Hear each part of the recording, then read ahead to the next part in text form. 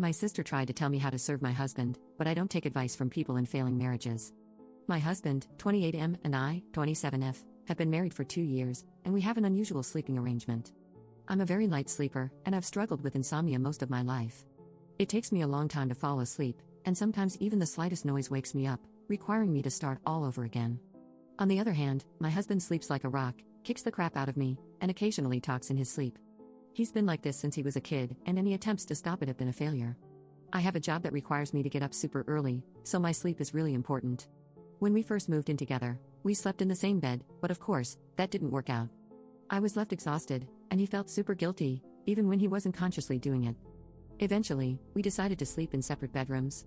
It's not like we're angry with each other or anything, we just understand that some people just have different sleeping habits, and this hasn't affected our intimate life at all. My older sister, Layla, 32F, and her husband are going through a rough patch in their marriage. I think her husband is a real piece of work. He cheated on her, and made some poor excuse that he did it just because she was ignoring him and refused to fulfill his needs. She's so busy because they have 3 kids that he doesn't help her with at all. I was shocked when she told me she was staying with him even after the affair was exposed. I tried to talk her out of it, but she told me to mind my own business, so I did. They're in marriage counseling now, and from what Layla has relayed to me, it's not going well. She's been trying to change to fix their relationship, but he doesn't even try to become a better husband. He just shoots some half-baked apology and justifies his actions. I hate him, but I guess it's her choice as a grown woman to stay. She's, of course, devastated, but also reacting weirdly to the entire thing. She's convinced herself that it's all her fault. If she had just paid more attention to him, then none of this wouldn't have happened. I've tried to tell her that isn't true, but she doesn't listen. The other day, she came to our apartment to chat, and so I could see my nieces. My husband was at work, and it's important to note she had actually never been to my apartment before. She and her husband have a large fancy house, so I usually just go to them. With how tense things are now, she said she'd prefer to come to my apartment. One of my nieces opened what she thought was the bathroom door, when it was actually the door to my husband's separate bedroom. Layla saw inside that it was lived in, so she asked if we had gotten a roommate. I said no and just gave her a quick rundown on the situation. She seemed a bit weirded out, but didn't say anything until my nieces were all in the living room watching a movie. She began to ask all these weird questions about our intimate life, love for one another, etc. I said we were doing just fine, and that some of the personal questions she asked were none of her business. She got a bit snappy and said that she's just trying to help me. That if I left my husband out of my bedroom and didn't attend to his needs, then he might just run off with some other woman. She told me to be careful, and that it would be better to just sleep in one bed despite any sleep issues.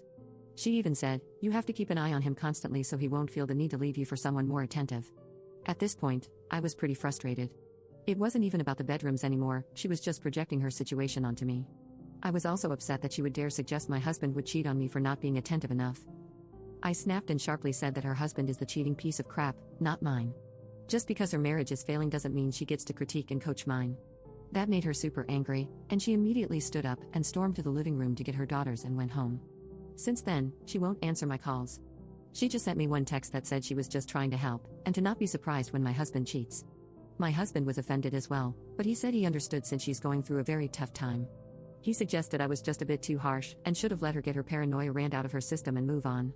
Her mental state isn't all that good, and she's probably just not thinking clearly, and my mom agrees with him. She said Layla was being weird and insensitive, but I shouldn't have said something so personal.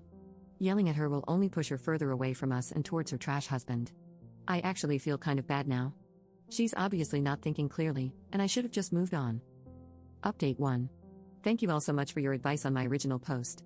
Something very intense happened with my sister last night. I was getting anxious, and was planning to go to her house to apologize and try to move on from this. But before I could go, my mom called and asked me to come over. I was shocked to arrive and see my sister sobbing with her suitcase and daughters. She was very distraught and still crying, so we had a bit of a hard time understanding her. Eventually, we figured out what happened. Apparently, earlier that day when she was home, her husband said something so repulsive she just left. Before that, she was serving him a drink and walked away to clean the kitchen and do some laundry. Her oldest daughter walked in and plopped onto the couch beside her father to watch a movie. He laughed, and made some joke about how she should enjoy lazing around now because when she gets a husband, all that's gonna end. My niece asked how come, and he pointed to my sister and said, "Look at your mom for example. Great right now, but we almost divorced when she neglected her wifely duties. You should just be like her now all the time and skip the drama." That broke my sister. She packed up and left within the hour. He didn't chase and just said she'll be home soon. She's still frazzled and doesn't talk much, but I'm happy she's away from her trash husband. Edit. Sorry if I described that weirdly, I meant it more as he's a non-factor as a father and husband. He's a trust fund baby and has a good job, so yeah, he's the one that pays most of the bills. My sister had a job for a bit after they got married, but after their second daughter was born, he told her to quit. All three of the girls are at my mom's house now. I know he does provide money, but he does nothing but hold it over her head. We haven't worked out the details, but she'll probably stay with my mom now, and we'll help her with the girls and the divorce process.